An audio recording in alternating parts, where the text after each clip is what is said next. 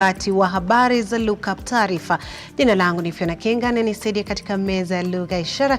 Jina lake ni Angel Lois, lakini kabla tuja kutaarifu taarifa, wacha tupate vipasho. Vidokezo vinaletwa kwako kwa hisani ya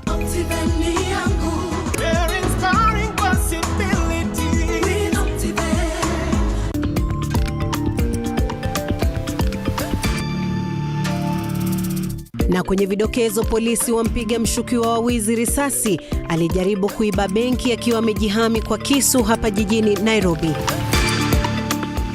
Kwingineko, mahojiano ya kumchagua mrithi wa mkurugenzi wa mashtaka ya umma yaendelea. Hii kisa tunailaani kwa hali ya juu ipasavyo. Juu kwa hii kisa tujaiona kisa ingine hapa kwenye hii eneo yetu ya Mesakwane, Mukala Village. Jamaa jitia kitanzi baada ya kudaiwa kumkata binti shingo hadi kufa Machakos. Yippee! Kamata ploti na 349k. Oh yes, for only 349,000 Kenyan shillings, you become a plot owner at the Great Oasis Gardens, Nanyuki. The Great Oasis Gardens, Nanyuki is located along the Nanyuki-Rumuruti Road, only 11 minutes from the City Mall and right opposite Mount Kenya Wildlife Estate. This is the best place to establish the getaway home that you have always dreamt about.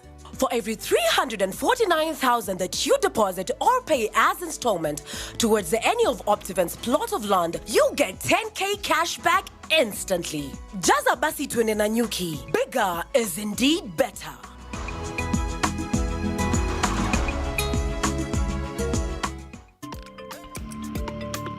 Karibu mtazamaji, unaweza kuwasiliana nasi kupitia mitandao yetu ya kijamii ambapo unaweza kutuma rafa yako.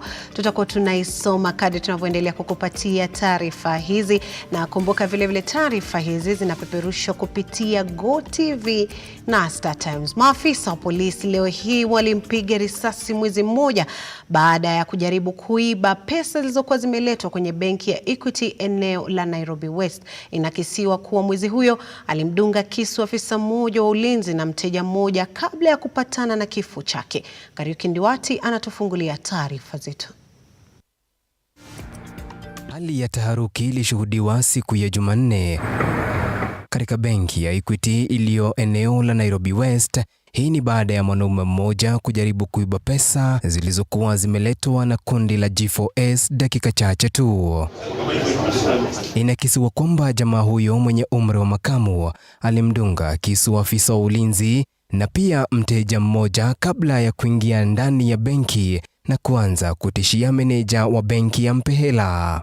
Ikiwa bayana kwamba za mwizi ni 40, maafisa wa usalama waliingia ndani ya benki na kumpiga risasi, tendo lililotia wasiwasi waliokuwemo. Akithibitisha tukio hili, mkuu wa polisi eneo la Lang'ata Monica Kimani amesema kwamba haijabainika iwapo alikuwa peke yake, ila uchunguzi umeanzishwa ili kubaini ukweli. Our officers who were guarding the bank were able to get into the banking hall, and at that time asked the assailant to surrender and drop the knife, but he didn't, and in the process he charged towards the officer, and one of our officers this prompted one of our officers to shoot to the assailant, and managed to disarm him. Monica Kimani pia ameongeza kwamba watatumia video za CCTV katika uchunguzi wao kuona kwamba alipoingia alienda moja kwa moja katika afisi ya meneja wa benki hiyo, nacho kizaazaa kikatokea baada ya maafisa kumkataza kuingia afisini humo. He went to the operations manager's office and threatened her,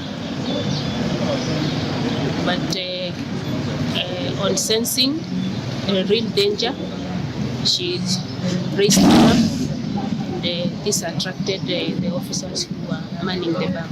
Haya yamejiri tu baada ya majambazi wanaotumia silaha butu kuwatishia maisha wakazi haswa jijini Nairobi kuongezeka, maafisa hawa wakiwasihi Wakenya kushirikiana nao tu kwa ajili ya usalama wao. Kariuki Nduati, Look Up TV, Nairobi. Naam, shukran sana Kariuki Nduati kwa taarifa hiyo. Tukizidi kusonga mbele ni kwamba shughuli za kuwapiga msasa maafisa 10 wanaokimezea mate kiti cha mkurugenzi wa idara ya uchunguzi wa mashtaka ya jinai DCI zimeanza. Nafasi hiyo iliachwa wazi baada ya George Kinoti kujiuzulu mwezi jana. Mahojiano haya yamefanyika hii leo katika chuo cha mafunzo ya serikali kule Kabete. Ian Keitani ametuandalia taarifa hiyo.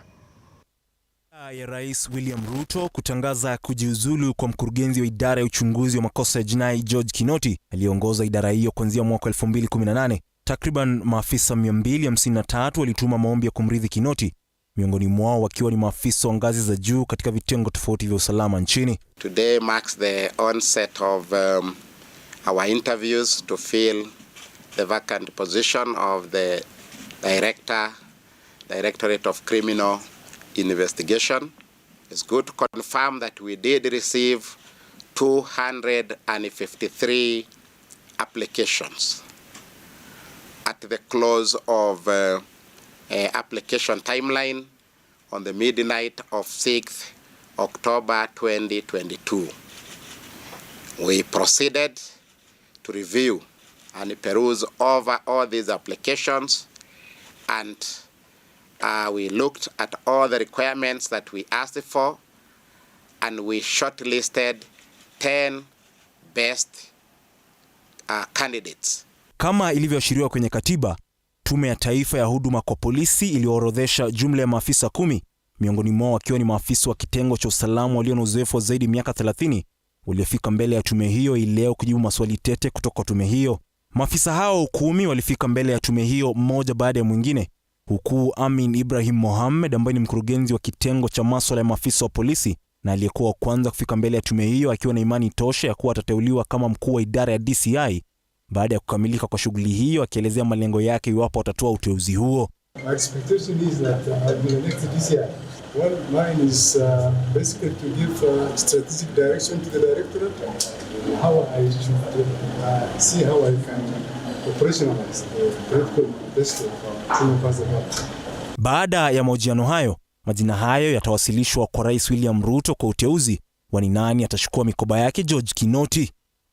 Ian Keitani, Look Up TV. Shukran sana Ian Keitani kwa taarifa hiyo. Rais William Ruto amesema kuna haja ya kutumia soko la hisa la Nairobi kutengeneza nafasi kwa vijana na wanabiashara wadogo. Ruto amezungumza leo wakati wa uzinduzi wa eneo la soko la hisa la NSC. Edwin John Mukora na taarifa zaidi. Akiendelea na ujumbe wake wa kuwezesha wafanyabiashara wadogo kupata namna ili kuinua uchumi wa taifa, Rais William Ruto amezipatia kampuni za kibinafsi changamoto ya kujiunga na soko la hisa ili kurahisisha uwekezaji. All agree is a profitable space. It's not always you get interest of 10%, 12% guaranteed by government. You're doing well. I mean, the banks are doing well. Let's be honest. But the small people are not doing well.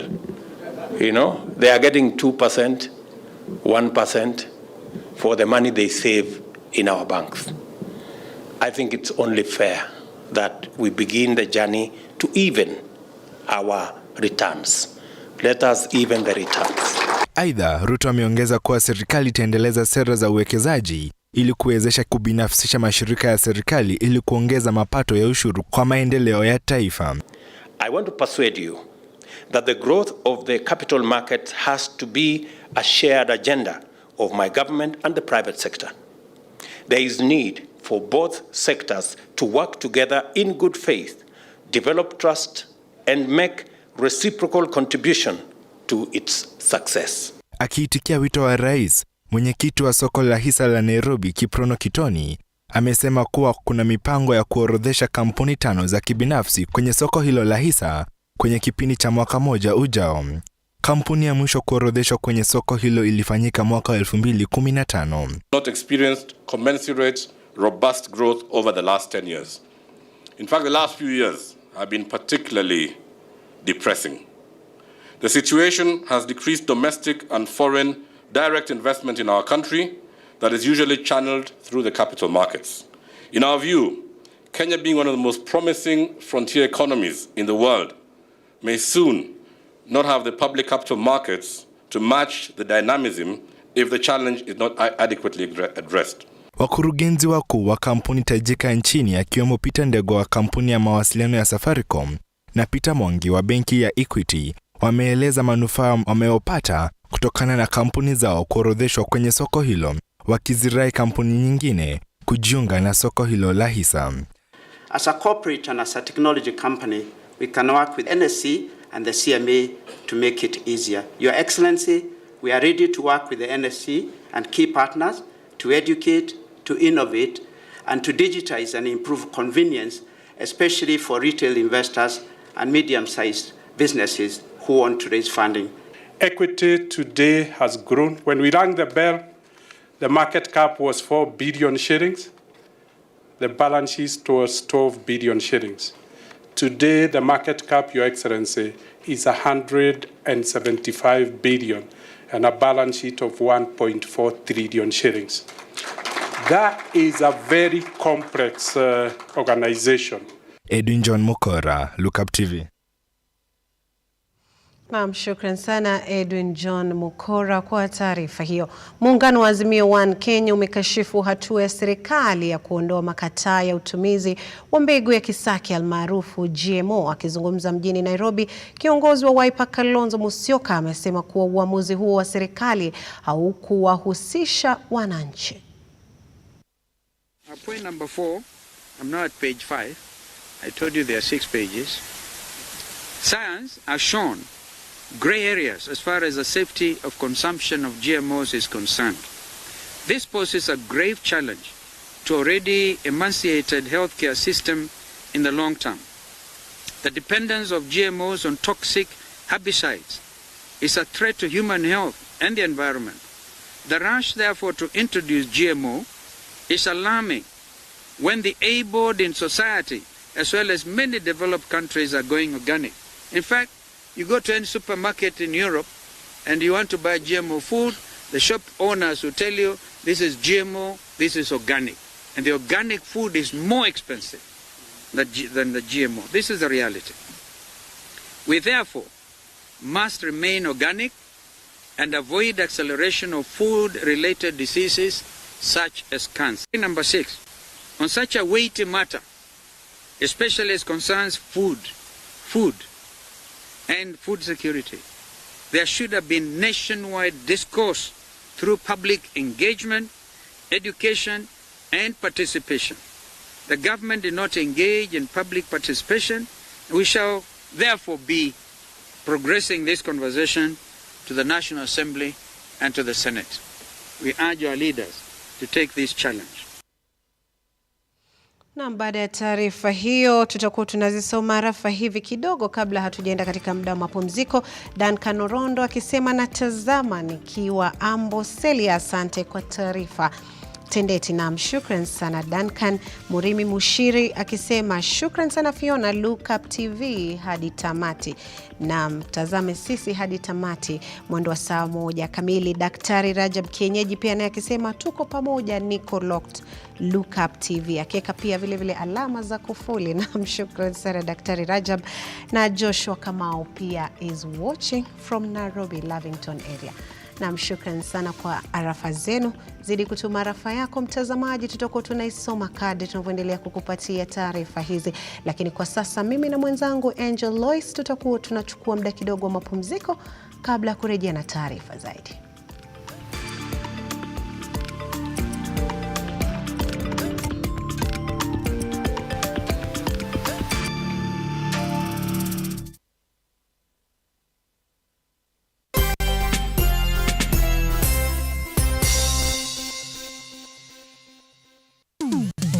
Hapa kazi tu inaendelea kuwasaka na kuwatambua wale ambao wanafanya kazi extraordinary na zile kazi za kujituma. biashara yote unaambiangwa, as long as you have a plan, you can do it. Our service is about to the customer.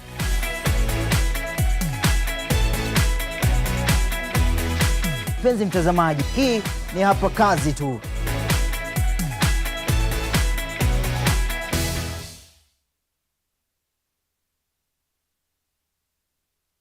Vera Beauty and Fashion College is focused on being the leading technical and vocational training institute in the region. Our team possesses in-depth knowledge and extensive experience in the industry, offering thorough training in cosmetology, hairdressing, interior design, creative arts, training of trainers, nail technology, and fashion design. With branches in Nairobi, Thika, Meru, Eldoret, and now in Mombasa, our courses ensure that learners are completely equipped with knowledge, competency, and employability skills. Enroll today to be a part of a center of excellence.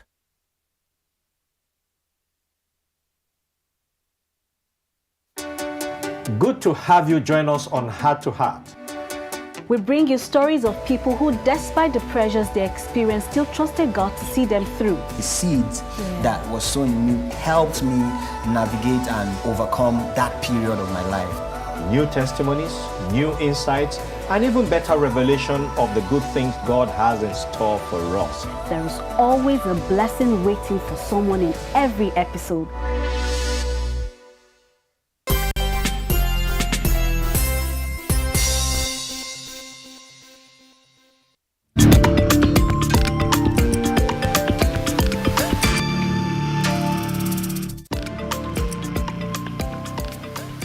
Na kwenye habari za tanzia ni kwamba polisi katika eneo la Misakwani, kaunti ya Machakos, wameanzisha uchunguzi wa vifo tatanishi vya mwanamume mmoja na bintiye. Yadaiwa mwanamume huyu alimkata bintiye shingo kabla ya kujitia kitanzi.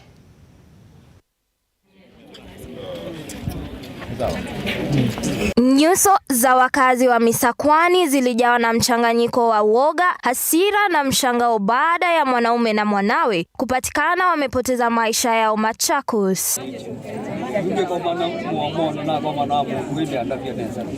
Huku wote wakijaribu kufumbua fumbo la kiini cha vifo hivi, mwanaume huyu wa angalau miaka 35 anadaiwa kumkata shingo bintiye wa miaka 3 kabla ya kujitia kitanzi. Wanawe wawili ndio walioupata mwili wake marehemu ukining'inia chumbani mwake baada ya kujitia kitanzi.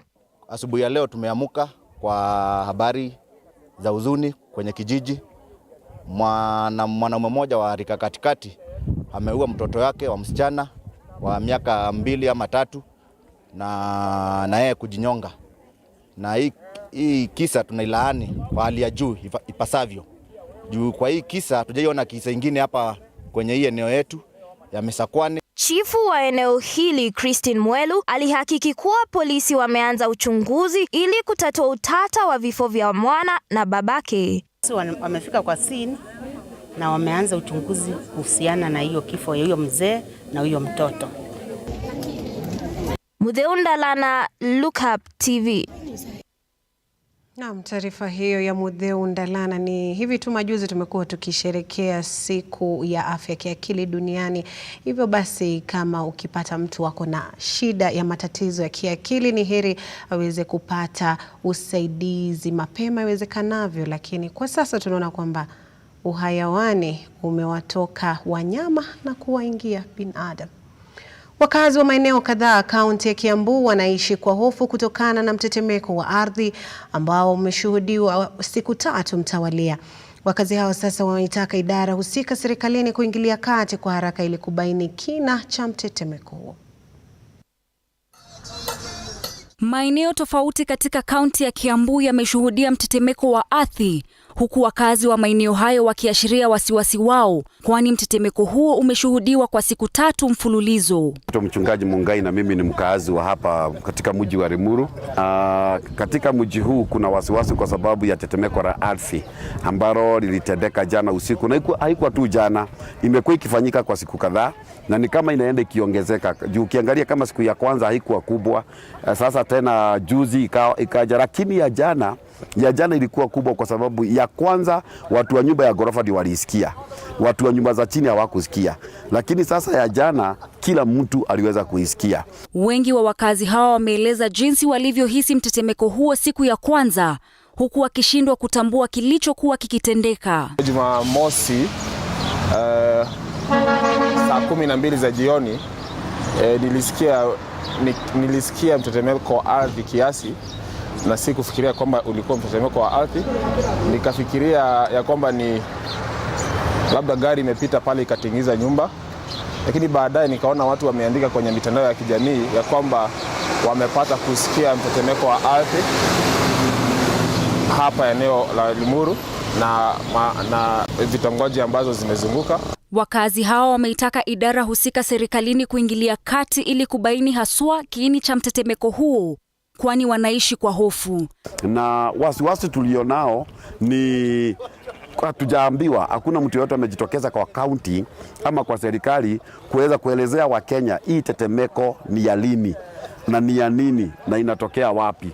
Wale wanajua katika mji wa Kiambu ni kwamba ama kaunti ya Kiambu kumekuwa na manyumba ambayo yanaanguka hata kama hakuna tetemeko la ardhi, na kwa hivyo tuko na wasiwasi ya kwamba ni nyumba ngapi zitaathiriwa, ama wale wadadisi na wachunguzi wa kiserikali wakichunguza wanaona kama kuna manyumba mangapi yataathiriwa, kwa sababu tuko na haja na maisha ya watu kuliko kujua tetemeko limetoka wapi, kujua kwamba hizi nyumba kama ziko sawa. Grace Mureithi, runinga ya Look Up.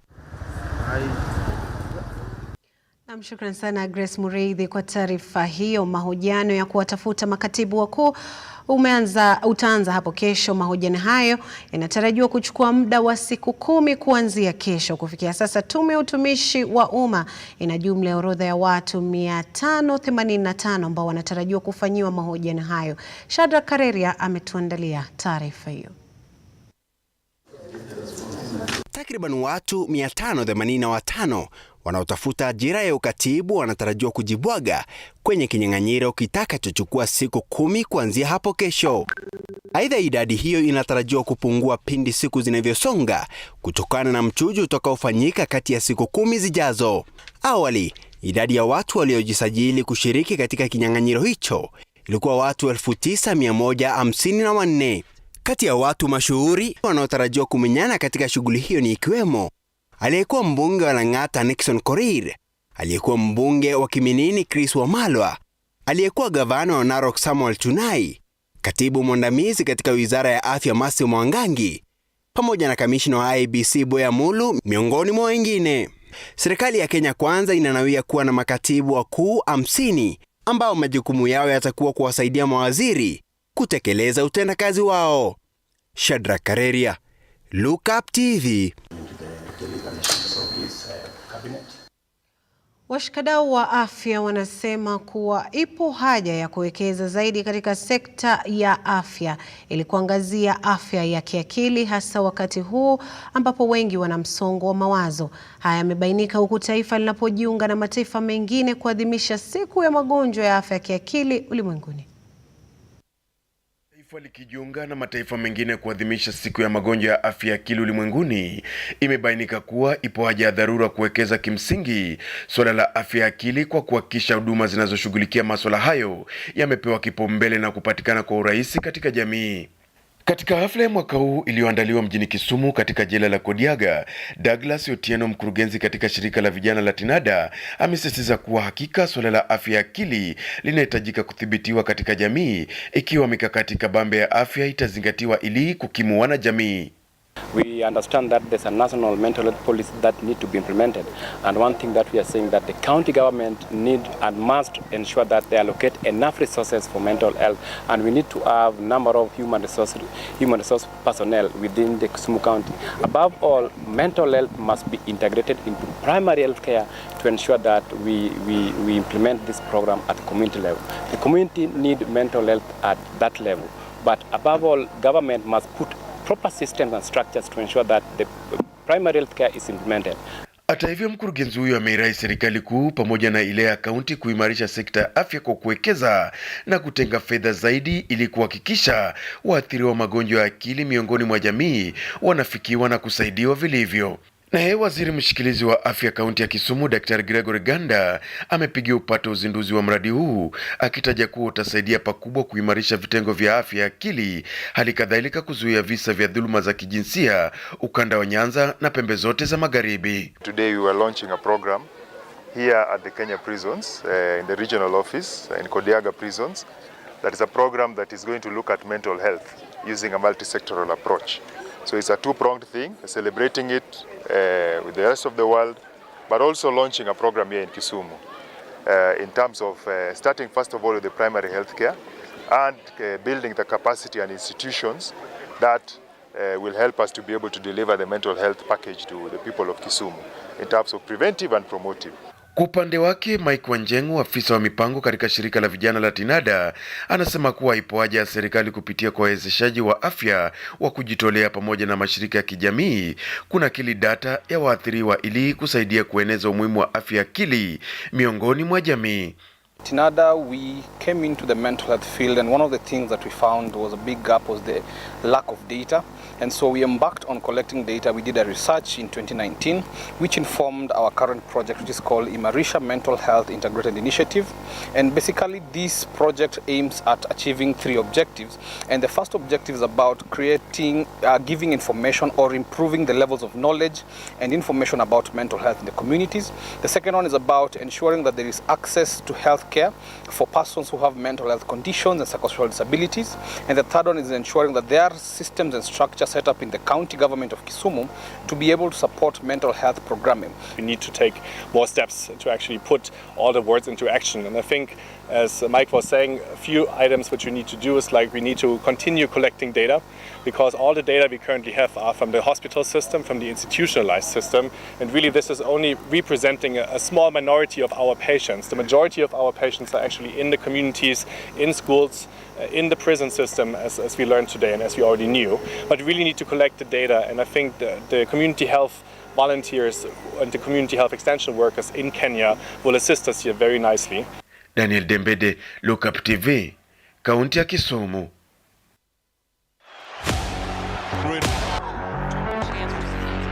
Fight through the streets of